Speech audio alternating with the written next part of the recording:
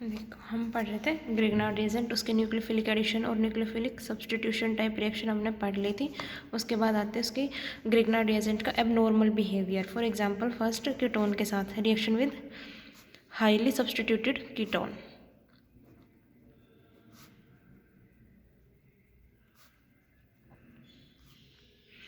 देखो अगर हम कीटोन्स की रिएक्शन करवाते हैं हमारे ग्रिग्नार्ड रिएजेंट RMgX के साथ, हमें क्या मिल रहा था, टर्शरी अल्कोहल्स की फॉर्मेशन हो रही थी। लेकिन अगर हमारा कीटोन है वो हाईली सब्स्टिट्यूटेड है या फिर बल्कि ग्रुप, जो R ग्रुप है वो बहुत ही ज़्यादा बल्कि ग्रुप है, और साथ में हमारा ग्रिग्नार्ड रिएजेंट के साथ जो अल्काइल ग्रुप होता है वो भी बल्कि है, तो उसके केस में हमें टर्शरी अल्कोहल ना मिलके प्रोडक्ट हमें डिफरेंट मिलेगा। देखो मैकेनिज्म, सी मान लो ये है हमारे पास C+O CH3 ठीक है। सिंपल इसके साथ हमने रिएक्शन करवाई CH3 MgBr। अब देखो रिएक्शन कैसे होती है, ये हमारा न्यूक्लियोफाइल की तरह काम करता है। कहाँ पे अटैक करता है, कार्बन के ऊपर। ये बॉन्ड ऊपर शिफ्ट, ऑक्सीजन पे चार्ज कैसा आ गया, negative. CH3 CHCO negative, O negative की CH3 और साथ में ये वाला ग्रुप भी इसके साथ आके अटैच हो जाएगा। अब देखो इस कार्बन के साथ तीनों बल्कि ग्रुप अटैच हो गए, तीनों बल्कि, और ये क्या होता है यहाँ पे MgBr आ जाता है। फर्दर हाइड्रोलिसिस करवाओगे तो इसमें एल्कोहल्स की फॉर्मेशन हो जाती है। तो प्रोडक्ट तो हमारा यही बनना था, लेकिन एक्चुअल में ये प्रोडक्ट नहीं बनता। प्रोडक्ट बनता है हमारा ये जो फाइनल प्रोडक्ट बनेगा रिएक्शन में CH3COH CH CH3 साथ में ये किसके अंदर कन्वर्ट हो जाएगा, एल्कीन के अंदर कन्वर्ट हो जाएगा। तो क्या बनेगा CH3CS डबल बॉन्ड CH2। अब जो प्रोडक्ट है वो ये ना बन के ये क्यों बना है, क्योंकि इसमें कार्बन के पास तीनों बल्कि ग्रुप आ गए। तीनों बल्कि ग्रुप आ गए मतलब कार्बन के ऊपर स्टेरिक हिंड्रेंस बहुत ज़्यादा इंक्रीज हो जाएगी, और इतनी इंक्रीज हो जाएगी जो हमारा फाइनल प्रोडक्ट है वो कैसा हो जाएगा, अनस्टेबल। तो अनस्टेबल प्रोडक्ट होने की वजह से ये हमारा सिंपल, जैसे सिंपल कीटोन्स जाते हैं उसी टाइप से रिएक्शन नहीं जाएगी। रिएक्शन एबनॉर्मल बिहेवियर शो करेंगे और हमारे पास एल्कीन और अल्कोहल, सेकेंडरी अल्कोहल्स की क्या होगी, फॉर्मेशन होगी। मैकेनिज्म देखो रिएक्शन का, इनके केस में क्या बनती है, एक 6 membered transition cyclic transition state की फॉर्मेशन होती है। जैसे मर्विन पॉन्ड्रेफ रिएक्शन के ड्यूरिंग होती है उसी टाइप से इसके अंदर भी 6 मेंबर्ड साइक्लिक ट्रांजिशन स्टेट की फॉर्मेशन होगी। कैसे होगी, ये क्या करेंगे, आपका जो ग्रिग्नार्ड रिएजेंट है वो किसका काम कर रहा था, न्यूक्लियोफाइल की तरह काम कर रहा था। अब ये क्या करेगा, हाइड्राइड डोनर की तरह काम करेगा। ट्रांजिशन स्टेट बनानी है, देखो कैसे बनाओगे, इसके साथ CH3CH2H तोड़ के लिख लो। इसके साथ क्या अटैच है, MgBr। इधर क्या हमारे पास C डबल बॉन्ड O, इधर CH की ट्वाइस, इधर CH ट्वाइस। अब इनमें इंटरेक्शन होंगे और एक 6 मेंबर ट्रांजिशन स्टेट की फॉर्मेशन होगी। ये इसके साथ बॉन्ड बनाना शुरू करेगा, ये बॉन्ड टूटेगा। ये ऑक्सीजन किसके साथ बॉन्ड बनाएगी, MgBr के साथ, मैग्नीशियम के साथ बॉन्ड बनाना स्टार्ट करेगी। ये वाला बॉन्ड टूटना स्टार्ट होगा, यहाँ पे डबल बॉन्ड की फॉर्मेशन स्टार्ट होगी। तो क्या बनी है आपके पास, एक 6 मेंबर ट्रांजिशन स्टेट की फॉर्मेशन हो गई। देख लो क्या होगा, इनके बीच बॉन्ड बना, ये वाला बॉन्ड टूटेगा, ये वाला बॉन्ड टूटेगा, इधर बॉन्ड की फॉर्मेशन, ये बॉन्ड ऊपर शिफ्ट होकर ऑक्सीजन और मैग्नीशियम के बीच इंटरेक्शन होने स्टार्ट हो जाएंगे। प्रोडक्ट क्या बनेगा, CH3CH डबल बॉन्ड CH2। तो ये तो हमारी एल्कीन निकल गई, ये वाला बॉन्ड भी टूट गया और ये वाला भी बॉन्ड। तो इस ऑक्सीजन के पास तो MgBr चला जाएगा, CH3 की ट्वाइस, CH3 ट्वाइस। ऑक्सीजन के पास क्या आ गया, MgBr, MgBr, और साथ में इधर क्या आ गया इसके साथ भाई, हाइड्रोजन। ठीक है, अब फर्दर इसकी हाइड्रोलिसिस करवाओगे तो MgBr हट के क्या आ जाएगा, OH group, CH OH, CH CH3 की ट्वाइस, CH CH3 ट्वाइस। ठीक है, तो अगर स्टेरिक हिंड्रेंस बहुत ज़्यादा हो या तो हमारा कीटोन भी सब्सटीट्यूटेड हो और साथ में हमारा ग्रिग्नार्ड रिएजेंट भी हाईली सब्सटीट्यूटेड हो, तो उसके केस में टर्शरी अल्कोहल ना बन के क्या बनते हैं भाई, सेकेंडरी अल्कोहल और एल्कीन्स की फॉर्मेशन होती है। किसके थ्रू होती है, 6 मेंबर्ड साइक्लिक ट्रांजिशन स्टेट की फॉर्मेशन होती है। वही इंटरमीडिएट की फॉर्मेशन नहीं होती, क्या बनती है भाई इसमें, ट्रांजिशन स्टेट बनती है। फर्दर हाइड्रोलिसिस करवाओगे तो हमें अल्कोहल ऑब्टेन हो जाएगा। ठीक है, तो ये तो थी फर्स्ट रिएक्शन इसके अब नॉर्मल बिहेवियर से। सेकंड आती है हमारी reaction with alpha beta unsaturated compounds. Reaction with alpha beta unsaturated compounds, unsaturated carbonyl compound.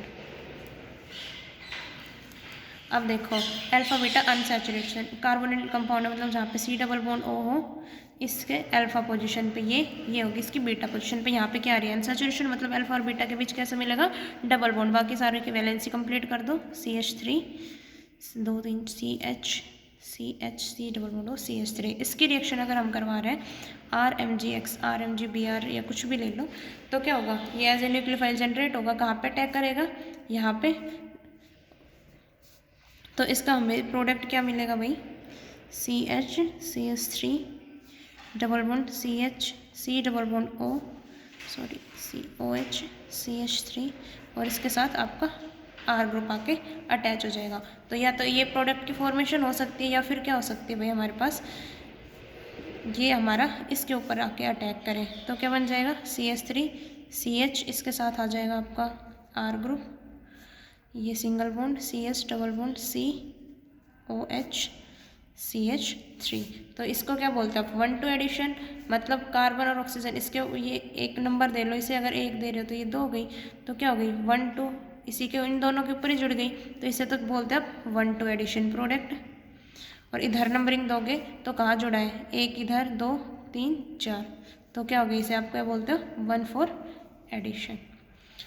तो alpha beta unsaturated carbonyl compound के केस में हमारे पास 1-2 वाला प्रोडक्ट भी बनता है और 1-4 एडिशन वाला प्रोडक्ट भी बनता है। अब किस केस में 1-2 बनेगा, किस केस में 1-4 बनेगा, वो हम देखेंगे।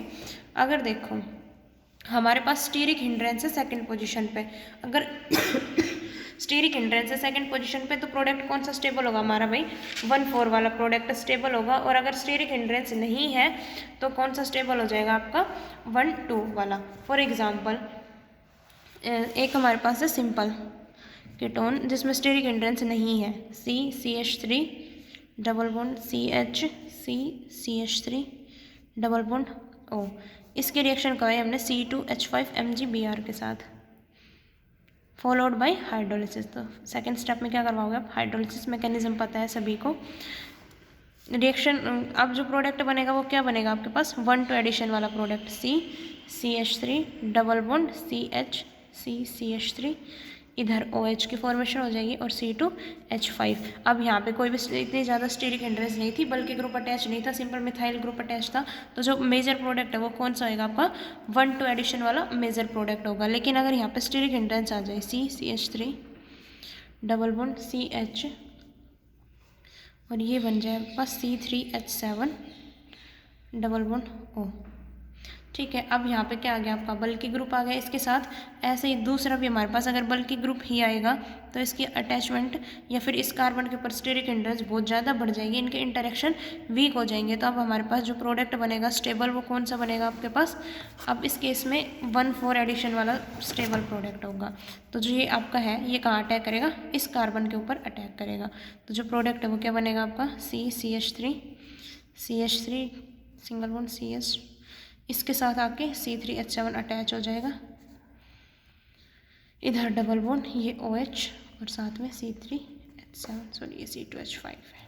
तो अब जो स्टेबल प्रोडक्ट बनेगा वो कौन सा बनेगा, 1-4 एडिशन। तो अगर सब्सटीट्यूशन है बहुत ज़्यादा इसके ऊपर सेकंड कार्बन के ऊपर, तो हमारा 1-4 वाला प्रोडक्ट, अगर सब्सटीट्यूशन कम है या सब्सटीट्यूशन नहीं है तो 1-2 वाला प्रोडक्ट मेजर प्रोडक्ट होगा। अब इनके मैकेनिज्म देखो, 1-2 एडिशन का मैकेनिज्म आप सभी को पता है, लेकिन फिर भी देख लो, सेम वही मैकेनिज्म जो सारी न्यूक्लियोफिलिक सब्सटीट्यूशन रिएक्शन में किया है।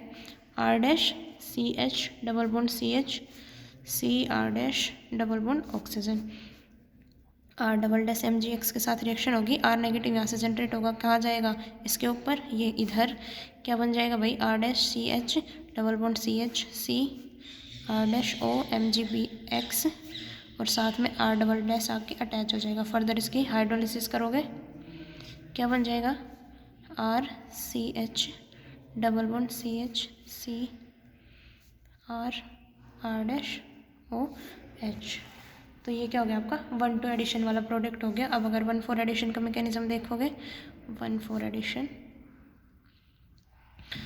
एडिशन में क्या होगा, R dash CS double bond CH C double bond O R double dash, sorry R dash ही कर लो, और ये क्या हो गया आपका आर डबल डैश MgX।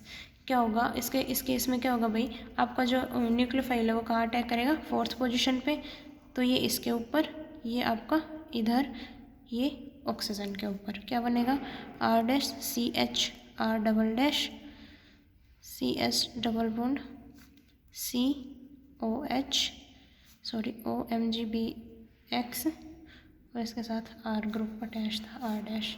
इसकी फर्दर हाइड्रोलिसिस करवाओगे, क्या मिलेगा आपको, R dash CH R double dash CH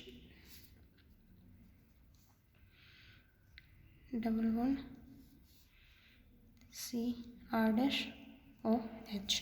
अब ये कैसी फॉर्म बन रही है आपके पास, इनोल फॉर्म बन रही है। इनोल फॉर्म है तो किसके अंदर टोटोमराइज हो जाएगी, कीटो फॉर्म के अंदर।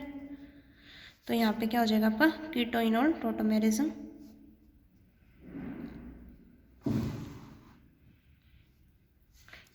तो क्या बनेगा, R dash CH R double dash CH2 C R dash double bond.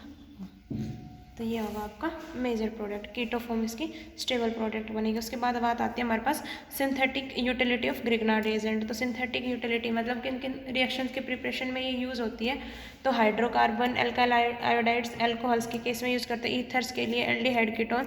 तो इन सारों के रिएक्शन भी पढ़ चुके हो आप, मैकेनिज्म भी पढ़ चुके हैं इसकी केमिकल प्रॉपर्टीज़ के अंदर, तो वो वही सारी रिएक्शन आ जाएगी इसकी सिंथेटिक यूटिलिटी के अंदर। नेक्स्ट हमारे पास टॉपिक आता है और लास्ट टॉपिक ग्रिग्नार्ड रिएजेंट में इसकी लिमिटेशन। तो नेक्स्ट टॉपिक हमारे पास limitation of Grignard reagent.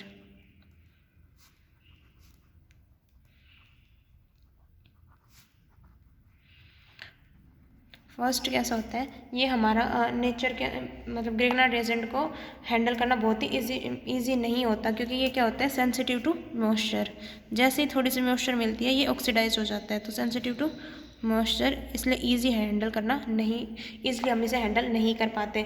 Alkyl और एराइल हैलाइड्स अगर यूज कर रहे हो आप ग्रिग्नार्ड रिएजेंट की प्रेजेंस में, तो क्या होता है ये जो हम रिएक्शन न्यूक्लियोफिलिक सब्स्टिट्यूशन रिएक्शन की बजाय क्या करता है रिएक्शन, इसके खुद के साथ जो ग्रुप अटैच है उसी के साथ रिएक्शन करना स्टार्ट कर देता है। तो ये भी इसकी लिमिटेशन है। थर्ड लिमिटेशन क्या है कि जो कंपाउंड्स जिसके साथ ग्रिग्नार्ड रिएजेंट अटैक कर रहा है उनके पास एक ही रिएक्टिव ग्रुप होना चाहिए। एक से ज़्यादा अगर रिएक्टिव ग्रुप होगा तो आपको डिजायर्ड प्रोडक्ट नहीं मिलेगा। मतलब अगर हमारे पास NO2 ग्रुप भी है और CN ग्रुप है तो हमें ऐसा नहीं हो सकता कि ये सिर्फ एक पे अटैक करे, ये दोनों पे अटैक करेगा। तो अगर हमें सिंपल एक के ऊपर अटैक करवाना है तो उस केस में आप ग्रिग्नार्ड रिएजेंट को यूज़ नहीं कर सकते। उसके बाद नाइट्रो कंपाउंड्स ग्रिग्नार्ड सिंथेसिस के अंदर यूज़ नहीं किए जा सकते क्योंकि ये ग्रिग्नार्ड रिएजेंट को ऑक्सीडाइज कर देते हैं। तो ये थी इसकी लिमिटेशन। नेक्स्ट हमारे पास ऑर्गेनोलिथियम कंपाउंड, वो देखेंगे हम नेक्स्ट लेक्चर में।